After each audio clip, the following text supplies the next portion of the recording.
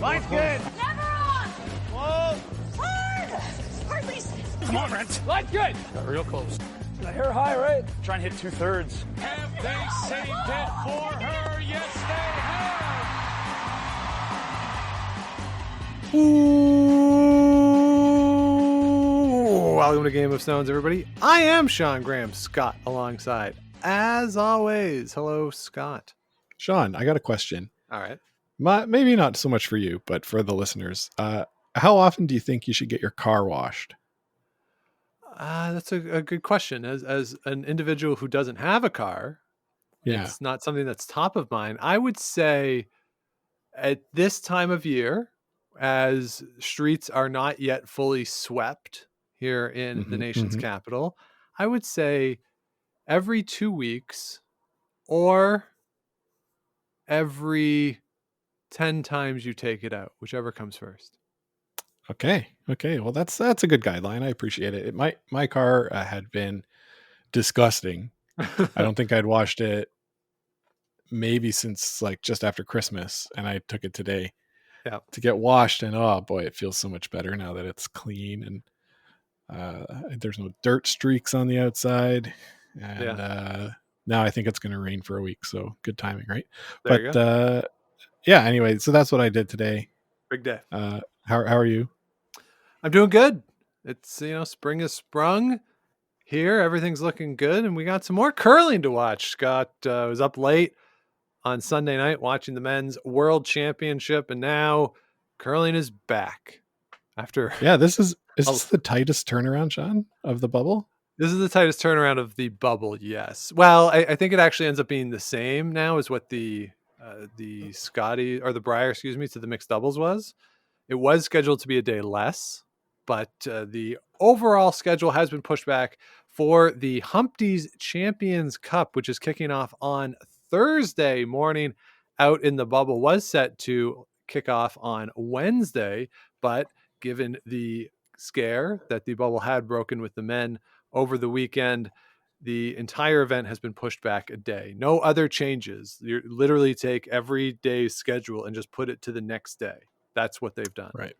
So, and maybe before we dig too much into it, there was a release from Curling Canada last night that confirmed false positives in the bubble at the Men's World Championship. Yes, and that is what the World Curling Federation has said as well. Apparently some communications issues on that, in that Chris Plies learned of this from Devin Haru on Twitter. So that's not great. Well, that just tells me Chris isn't subscribed to the Curling Canada media emails. Yeah, he would have gotten it 5 seconds earlier. But yeah, that seems like a phone call to the affected person would be in order. Yeah, it might be nice. Yeah. But that is what it is. But hopefully that does stay the same, that the bubble is protected and everyone is safe out there in Calgary as we kick off the first of the 2 Grand Slams. As I said, this is the Champions Cup. Normally, the Players' Championship comes before the Champions Cup, but they do present the Players' Championship as the premier slam. So it kind of makes sense that they're doing it second or first this time, like reversing the order. I think I understand that. Do you understand it?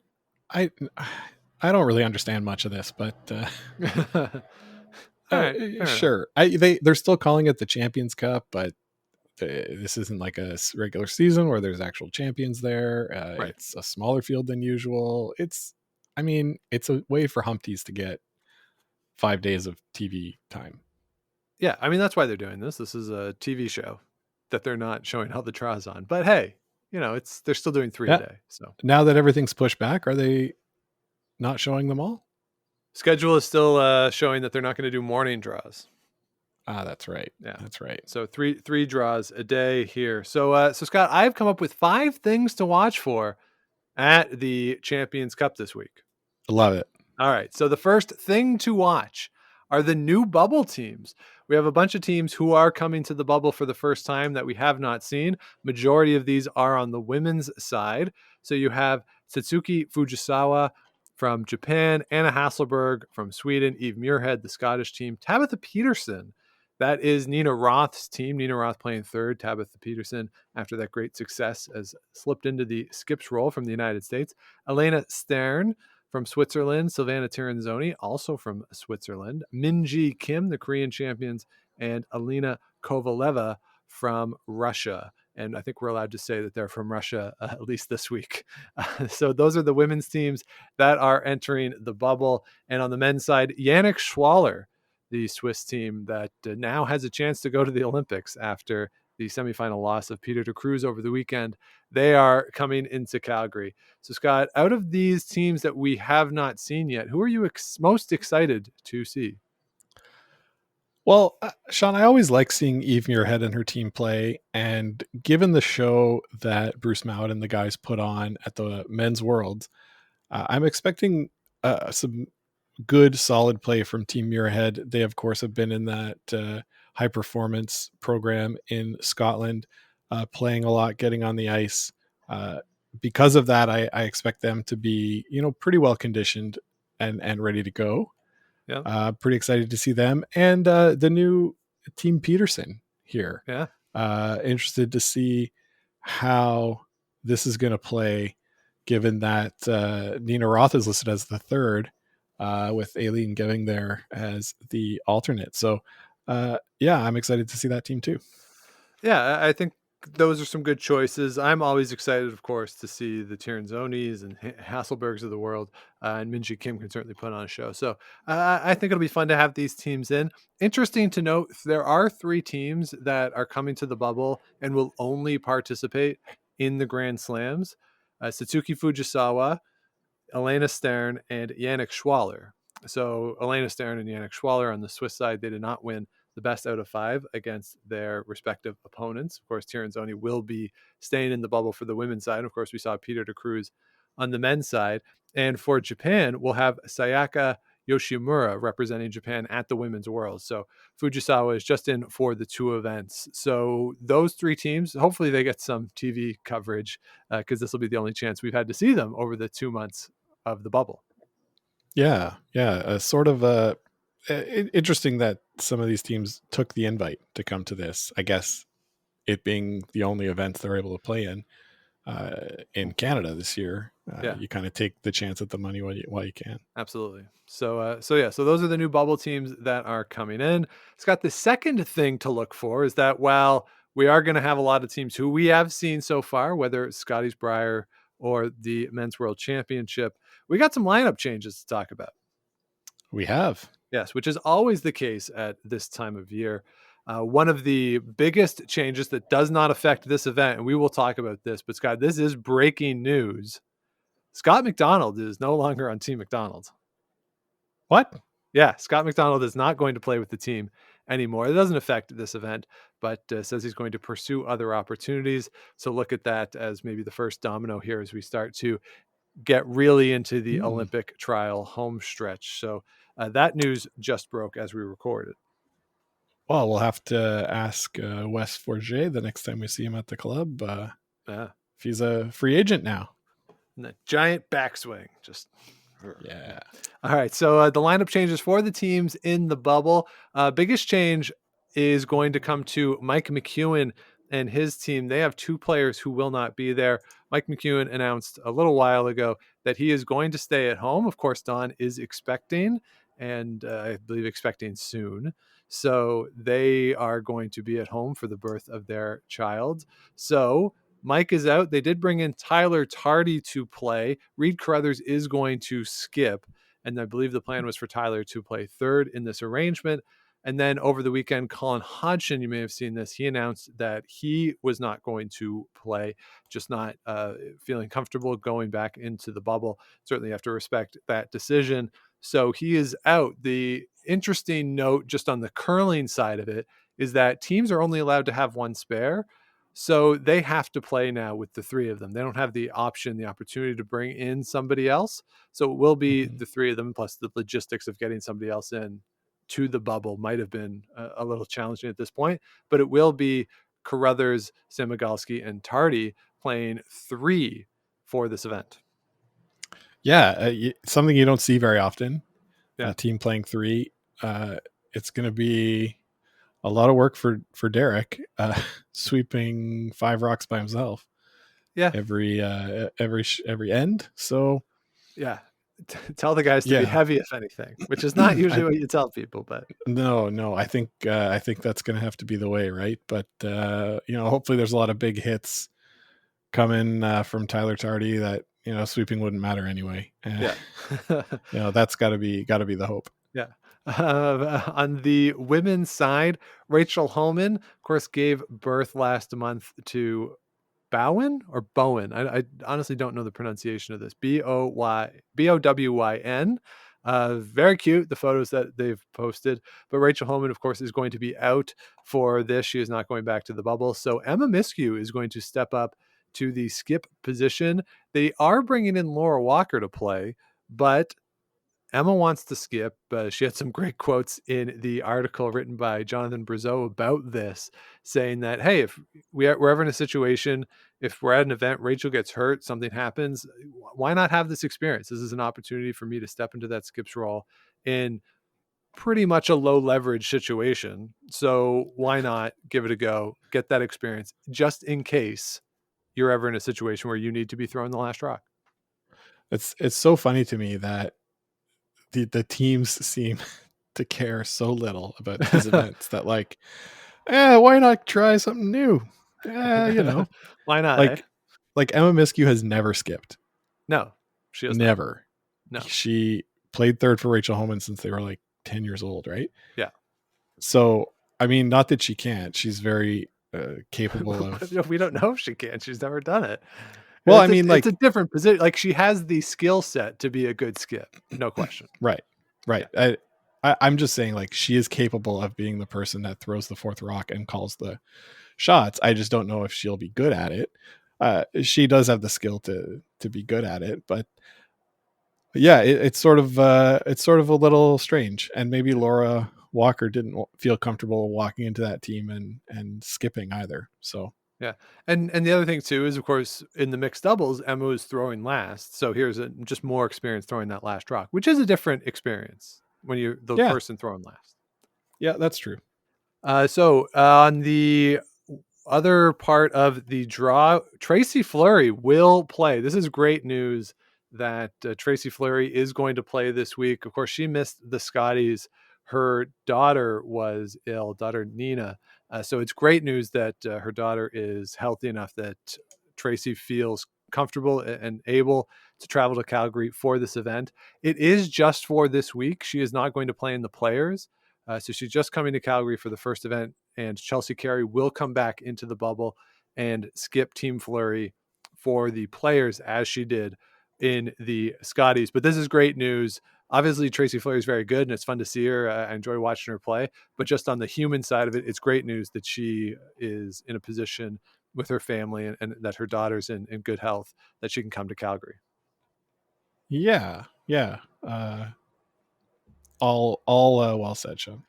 And then the men's side, the other lineup change is that Ryan Fry is out for Team Epping, and Colton Lott, who we saw, of course, in the final of the mixed doubles championship, he is going to step in at the third position. Some sad news as to why this is taking place, that Ryan Fry announced that his father has been diagnosed with stage 4B lung cancer. So he is spending time with his family, and certainly send our best wishes to Ryan Fry and the entire Fry family out there, but certainly a tough situation. So definitely understandable that Ryan Fry will not be participating. And yeah, like I said, just positive vibes and all the best to the family.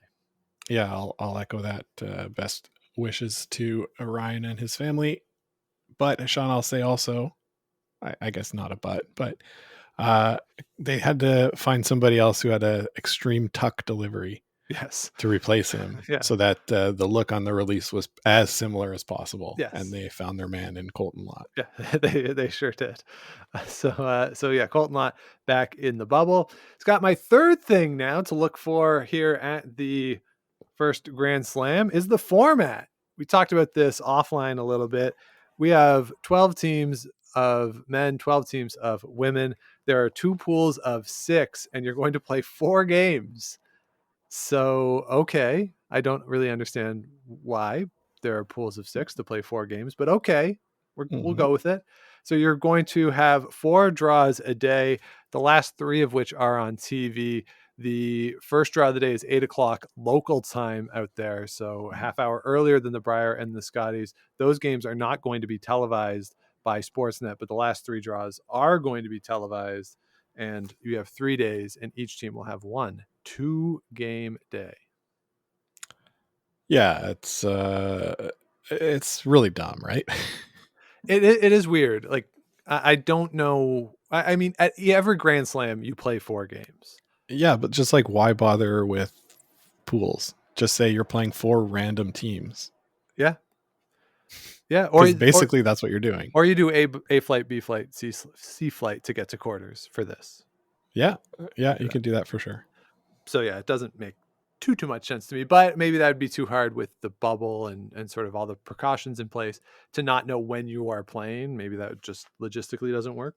I don't know. Yeah. Who knows? It seems silly to me, but it's a strange format, to be sure, that you're going to be in a pool and not play everybody in your pool. But hey, there's curling on TV, so let's just roll with it. And as with all of the Grand Slams, you get quarterfinal, semifinal, final, and the semifinals will run concurrently. So they'll have that wrap around coverage, which is always a lot of fun. Yeah, so that'll be the men's and women's at the same time. Yeah, that'll be really fun. I do like the sort of sheet surfing aspect of the playoffs on the Grand Slams. It's one of the only things that's different about their coverage versus other curling coverage, which I think is innovative and makes it, for me, fun to watch. Yeah. All right, so the fourth thing to look for at the Grand Slam this week are some of the matchups. Scott, I think that the most interesting thing here is the matchups on the women's side. And the schedulers have done what I think is a pretty good job of keeping the world championship teams away from each other. Over the course of the round robin, there are only 7 games between teams that are going to play each other at the world championship in a couple weeks. So you have Hasselberg, Muirhead, Anderson, Peterson, Tirinzoni, Muirhead, Hasselberg, Kim, Tirinzoni, Kim, Hasselberg, Tirinzoni, Einerson, Kovaleva, and those are the 7 games. So 3 of Silvana Tirinzoni and 3 of Anna Hasselberg games are against teams they're going to play. But overall, I think that's a pretty good job of kind of keeping teams away from each other. It also means that because those games are so limited, that it makes them a little more interesting. Yeah, and is that for both the Grand Slams or just the first? Just this week. Okay. I mean, it's hard, right? Because a lot of the women's teams are going to be in the World Championship. Yeah. So, I mean, there's going to be those kinds of matchups, but interesting that they were able to sort of minimize it, I'd say. Yeah. So kudos to the schedulers for that, Scott. And that leads into the 5th thing to look for this week. And that is there going to be a significant difference in tone and intensity between the men and the women? So the men's teams, this is it for them. We've gone through the Briar. We've gone through the World Championship. A lot of the guys are coming back to the bubble who have already been there. And then you have the Brendan Botchers of the world who have been there since the early part of March. They're probably sick of his hotel room at this point. But do you see a situation where on the women's side, at least with the teams that are going to play in the World Championship, there is a level of intensity and preparation for that event that just makes those games feel like they're more high stakes. Whereas on the men's side, I'm guessing it'll be a little more relaxed for them. Just be happy that you're playing, excited to be out there again. But also it'll have the feel of, oh, this is the end of the season. Right. I can see both ways for the women because it's sort of a low stress way to tune up for the World Championships. What'll be interesting is whether the teams that aren't going to play in the World Championships, how they approach this. It looks like Team Homan is approaching it as like, hey, let's see what we can do, given that Emma is skipping. And so I would take it more as for the women that are going to play in the World Championship afterward, this is their chance to get used to the ice, get used to the environment, get acclimated to the time zone, all these kinds of things, right? Because they're going to be doing something a lot more high stress in the same environment in a few weeks. So as long as they're able to get into the rhythm of playing, the procedures at the hotels, the testing, all of that stuff, as long as they can sort of get used to that, I think that'll be mission accomplished for most of these teams. The men's teams, yeah, I think you're right. I expect them to sort of be, let's see what we can do. Have it be like a Perry atmosphere. Right. Yeah. Jovial and fun, and let's have a good time. And on the women's side, it's almost like the preseason in sports. When you're playing exhibition games. Yeah. I mean, we'll see, right? Like the way you described it, maybe that's what we see. We see maybe some intense games out there, but I would expect them to be a little more getting used to everything. Yeah, but also, but in that, more focused, if you will, on we're here to do a job still. Right? Yeah. Whereas the men, they're on the dessert of their experience in the bubble, and for the women, this is really the appetizer. Yeah, that's a good way to put it. Yeah. So and then my 5A thing to watch is related, of course, to COVID. That the situation here in Canada is not great right now, as we are in the midst of the third wave. Variants of concern are spreading in the community, pretty much everywhere in the country right now. So that is, of course, a concern. And just when you bring in people from more places here, so you have people coming in from across Canada and around the world, hopefully everybody gets in safely. They are going to do more testing than was being done during the World Championship. So hopefully that bubble sticks, but that is just something to watch, that hopefully everybody can stay safe out there, and that we don't have a situation that occurred over the weekend. Fortunately, those were determined to be false positives.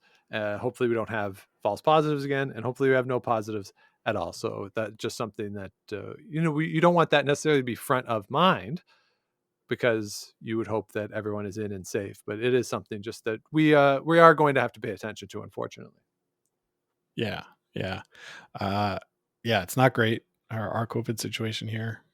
So hopefully that is not able to, infiltrate and touch the folks in the bubble. I want that bubble to stay strong.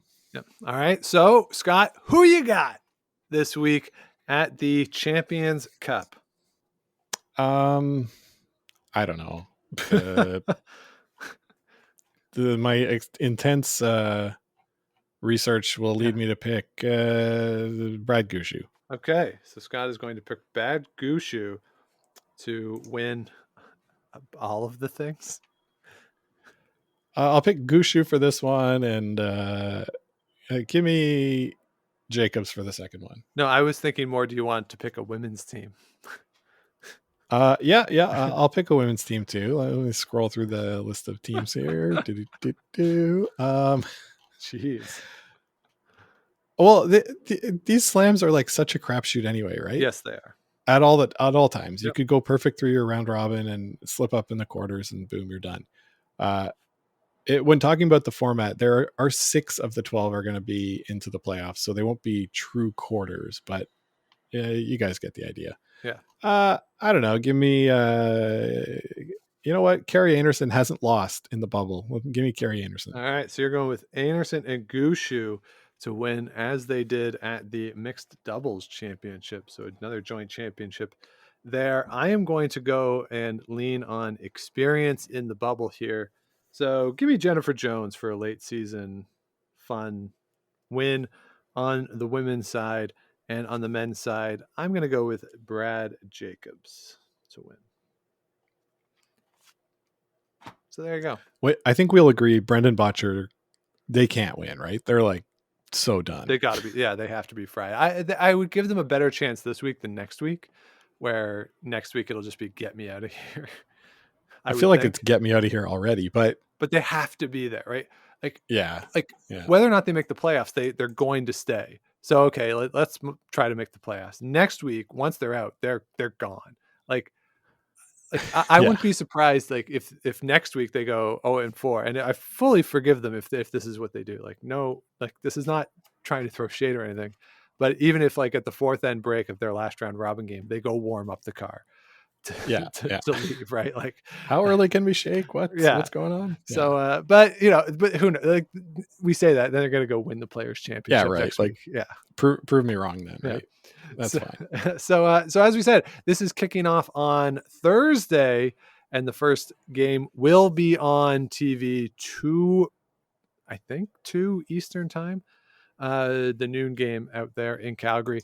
So they're all on the Sportsnet family of channels, various Sportsnets at various times. So do check all of that out. We'll be excited to watch, and hopefully everything goes well out there in Calgary. So that will do it for this episode, which, Scott, by the way, Number 200.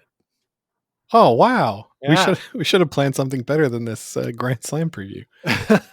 Well, okay, so I think it's 200. It depends on how you want to count the repost that we did. That's fair. That's fair. Well, either way, it's pretty great. It's been really fun doing this with you, Sean. I'm not going to announce my retirement, but yeah, like you approached me with the idea to do this, and we just sort of started recording one day, and here we are, 200 episodes later. Yeah, look at us now. It's been quite a run. Yeah. So there you have it. So and we're here because of all of you out there for listening along and engaging with us. It's been a lot of fun, and continue to do it, please. So do reach out to us, get in touch.